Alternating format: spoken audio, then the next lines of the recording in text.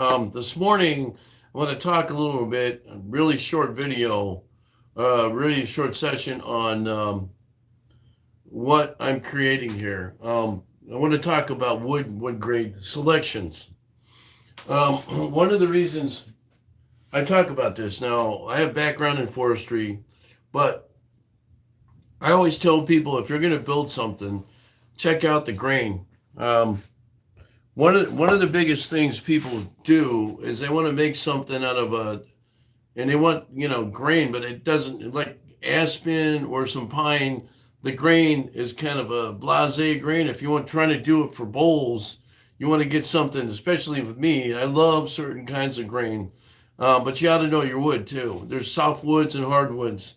So when you're gouging, uh, especially when you're making a bowl and you're segmenting, you try to stay away from the soft and the hardwoods glued together because you'll spend a lot more time screwing around trying to get it to smooth out with the softwood versus the hardwoods.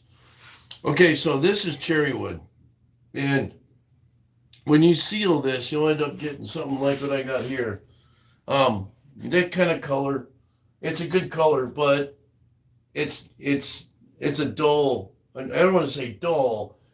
When you seal it, it darkens up a little bit. Okay, cherry wood is really nice. Sometimes they make cabinets out of it. Now, the problem with that is when you make a cabinet, it's always going, this grain's going this way. And usually they put a stain on it when they seal it. And it's done in a factory. Like if you're making cabinets, the only thing that's real in a cabinet, you may pay about $400 for or $500 for, is the face frame of the front of the cabinet and the doors and the drawer fronts. That's it. Everything else is not solid. It's not wood. So if you go to a cabinet shop, if you get your own private cabinet maker, he might be a little bit better if you want to make a solid cabinet. But most people will get plywood faced wood and put on the outside of the perimeter of the cabinets because for one it's cheaper. Buy a piece of wood like this, solid sheet to make something. It's going to be expensive, especially now with the wood being the way. Two by four is over $4. Good two by four is over $4. That isn't warped, and they have a lot of imperfections in it. So grain is grain is what you want. And this is another piece of wood I love dearly, and I think I forget where I got this one, but I love the grain in here. See that? So I'm going to be doing it like this. I'm going to put the top on. I think I'm going to use this if I have enough. And it's when you finish it, it'll have like a 3D effect on it. That's what I'm looking for. Now, most of my stuff that I do is I usually turn it with um, Minwax wipe on poly. And I love using this stuff. It's a satin finish. I don't like really glossy finishes. The glossy finishes tend to show up every imperfection you have. It's kind of like putting a gloss finish on your ceiling after you drywall seamed it and stuff. It'll show up everything. So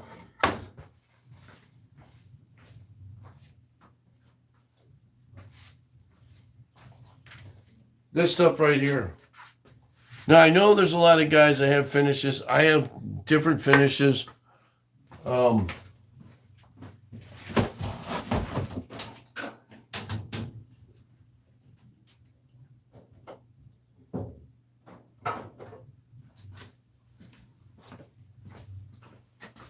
Poly oil.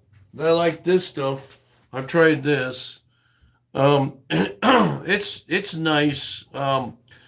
It's kind of I'm still not sure about it. I've used it on a couple of things, and it's for wood floors and furniture.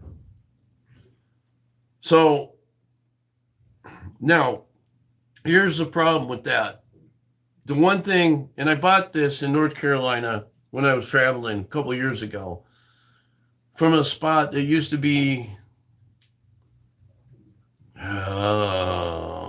I forget where it was at, But I love this stuff. The problem is, the problem is, it's shiny, and I don't like shiny. So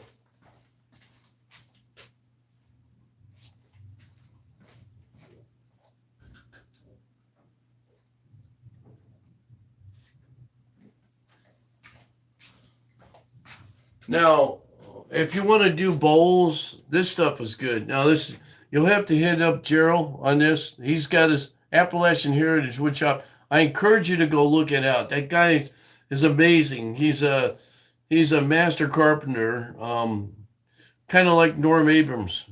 You know, he should have been on this old house. Well, he should be on this old house. This guy's really knowledgeable about stuff. I know him as a good friend of mine. I learned a lot from the guy. So, but this is his own special brand, and this is good for bowls and stuff. I use that. I'm running out. I have to get some. I know he watches his channel. Hey Gerald, hit me up. I'll send you a check for some. I'll buy 2 or 3. So anyway, that's what makes your bowls or whatever whatever project you're working on. I do furniture, and sometimes I'll get something I'll try, and it just depends on what, if you know your finishes. There's 3 different finishes I use mostly, and general finish is the other one. But the problem with the general finishes, it's too shiny. They don't have a satin. I haven't seen a satin.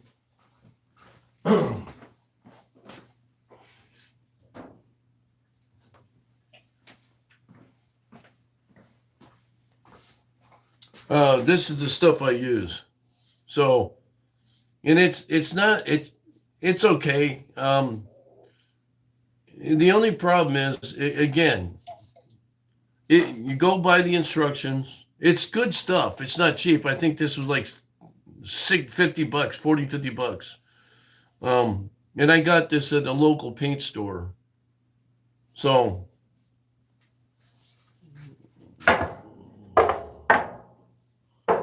anyway, so I want your opinion here. I got 3 pieces of wood here. All right.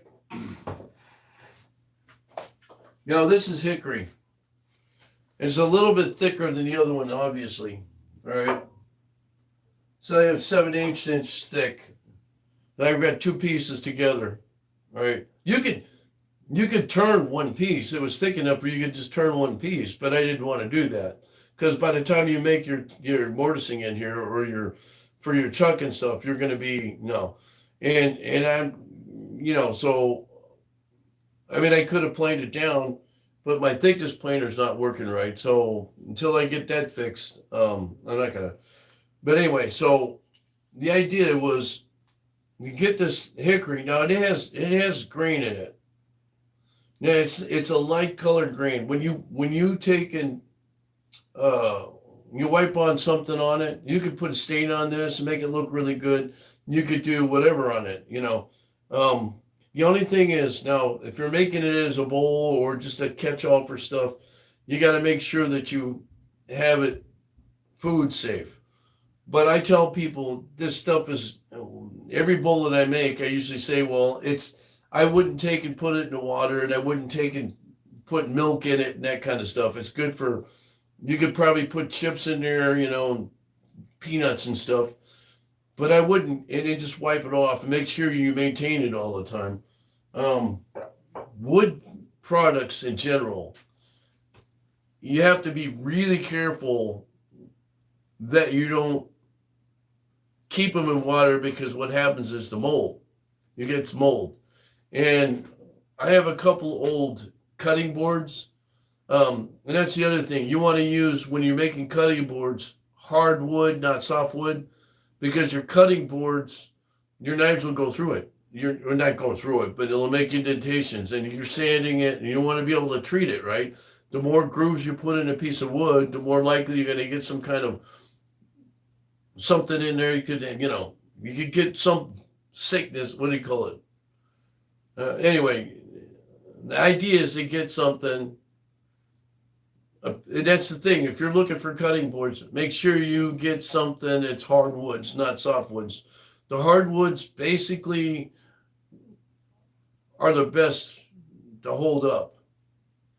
Now, I make those things, but I kind of tend to lean away from it because nowadays everybody's doing the vinyl stuff, or the granite stuff. If you get granite, if you can get those granite stone ones, those are perfect for that. Okay, so now the idea to me, I'll do this real quick. When I got this piece of wood, it was all square like this. And then what I did is, my idea is I cut two pieces. I cut one big piece like this in half. And then what I did is I glued two together, right? So the idea was to get these two pieces together and make it look good. Now, and then I wanted a contrast too. Two different colors. I think to me personally, it's boring when you got one solid color and you're doing something like this. Be creative. Finials are a good example. Finials, a lot of times will have one set color wood, and then at the bottom they'll have another. So when you're picking out a project, make sure that you know your wood. All I can say is make sure that you know your wood. And that you know how you want to finish it, because the two in combination, if you get the right stuff, will be absolutely perfect and gorgeous. All right, I'm going to talk to you guys later. I got some stuff I'm doing. I'm going to try and get this carved out. The next thing I got to do is put a mortising here. I got to do like I did so that I can put the chuck on it. So that's my next thing. And then after that, I'll be going in here like this. The reason I do that is because I want to put the chuck on here and have the spindle on this side. It makes it a little bit easier for me to gouge. And I did mark on here, inner and outer. The outer part is where